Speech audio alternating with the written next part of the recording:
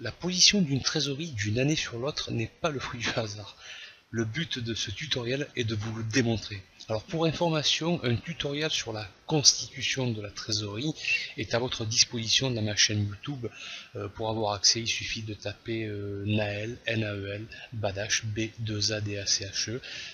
C'est le nom de ma chaîne. Alors ce tutoriel vous donne dans le détail la façon de calculer certains outils dont on va avoir besoin, notamment le besoin en fonds de roulement ainsi que le fonds de roulement, à l'aide des documents de synthèse comme une liasse fiscale ou un bilan comptable.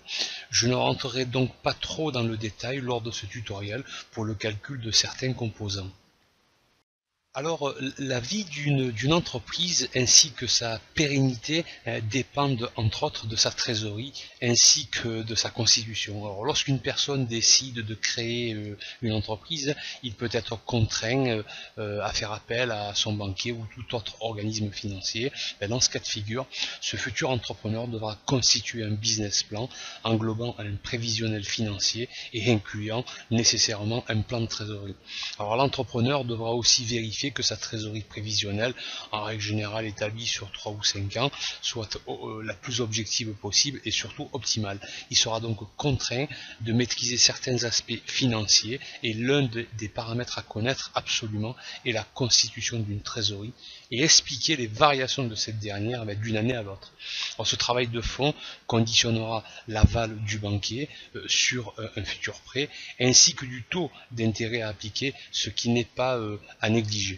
Alors comme nous pouvons le voir sur ce slide, la formule à connaître, c'est la trésorerie nette égale le besoin en fonds de roulement, bien sûr on va voir ce que c'est, moins le fonds de roulement. Le besoin en fonds de roulement, quant à lui, c'est l'actif circulant moins le passif circulant.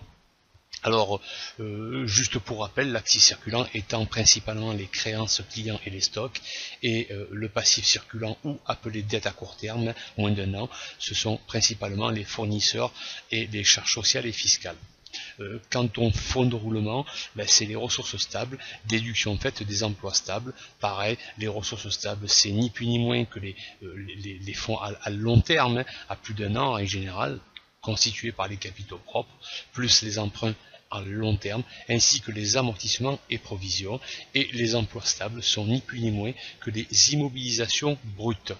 Alors la variation maintenant, là nous avons vu la trésorerie nette d'une année, et si je veux calculer la variation d'une année à une autre de la trésorerie, c'est ni plus ni moins que le delta, c'est-à-dire la variation du besoin en fonds de roulement, déduction faite du fonds de roulement. Alors une fois les différents composants du BFR calculés, nous pouvons aussi calculer les ratios réels de rotation des comptes clients ou fournisseurs et des stocks en pourcentage ou en nombre de jours du chiffre d'affaires. Alors prenons l'exemple suivant, soit un bilan à fin 2013 et à fin 2014. Nous pouvons constater que les postes du bilan ont varié d'une année à une autre, lié principalement et heureusement d'ailleurs à l'activité 2014. Bon, penchons-nous à présent sur la variation de la trésorerie. Nous constatons que cette dernière a progressé de 5696 €, soit à peu près une progression de 130%. Le travail constitue à expliquer dans le détail cette variation. Afin d'expliquer cette progression, rappelez-vous de la formule suivante que nous avons vue préalablement. La trésorerie nette pour chaque année est le fonds de roulement moins le besoin en fonds de roulement. Et pour expliquer sa variation, nous devrons travailler sur la variation du besoin en fonds de roulement ainsi que sur la variation du fonds de roulement. Mettons en application ces deux formules. Là, j'ai recensé le besoin en fonds de roulement de 2013, comme je vous l'expliquais, c'est la différence entre les actifs circulants et les dettes à court terme. Les dettes à court terme, c'est ni plus ni moins que des ressources financières.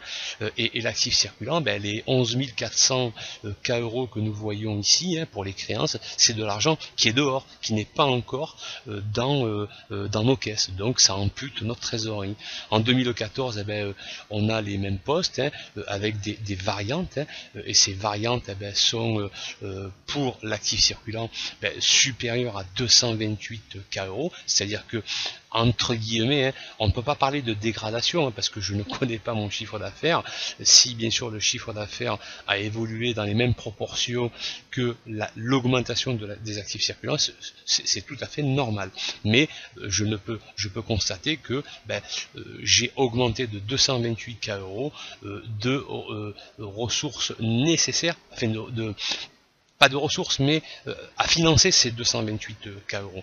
Alors je vais ni plus ni moins que le financer par la variation qui est positive, celle-ci, des dettes à court terme. Celle-ci passe de 17 000 à 19 491, soit une ressource supplémentaire de 2214. Donc par différence, ces 2294 déductions faites du surplus à financer de ces 228, cela me donne ni plus ni moins que un besoin en fonds de roulement négatif, ou on appellera plutôt ce type de position un excédent en fonds de roulement.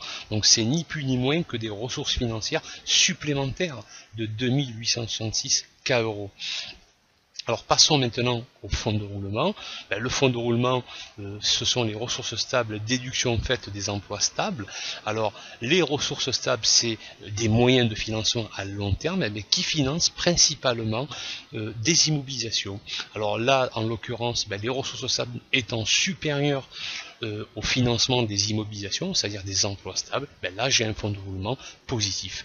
Idem pour 2014, où là je constate que j'ai un fonds de roulement positif de 7720, donc j'ai une augmentation en termes de variabilité, de variation du fonds de roulement d'une année à une autre de 3631. Voilà, donc j'ai là aussi fait une augmentation de ressources financières, des ressources financières supplémentaires de 3631. Donc, si je prends ma variation du besoin en fonds de roulement, là en l'occurrence c'est un excédent en fonds de roulement, et la variation du fonds de roulement, cela explique, en additionnant ces deux éléments, la variation de ma trésorerie qui est de 5696 k €. Alors récapitulons. Donc le besoin en fonds de roulement, la variabilité, en tout cas la variation du besoin en fonds de roulement négatif ou excédent en fonds de roulement, c'est-à-dire des ressources financières supplémentaires de 2066 k €. Si je tiens compte aussi de la variation positive du fonds de roulement de 3631, si je fais la soustraction, donc là en l'occurrence moins par moins, ça fait un plus, donc j'ai une variation en termes de trésorerie de 5696 k €. Voilà, donc je répète la fameuse formule de la variation de la trésorerie nette, c'est ni plus ni moins que la variation du besoin en fonds de roulement, déduction faite de la variation du fonds de roulement. Alors, petite précision, lorsqu'il n'y a pas de changement dans les conditions d'exploitation, le besoin en fonds de roulement est proportionnel au chiffre d'affaires. Ça, il faut absolument le retenir. On peut dire que donc le besoin en fonds de roulement, quel qu'il soit, influe directement sur ma trésorerie. Ce qui implique qu'une croissance non contrôlée du chiffre d'affaires peut mettre en difficulté votre trésorerie.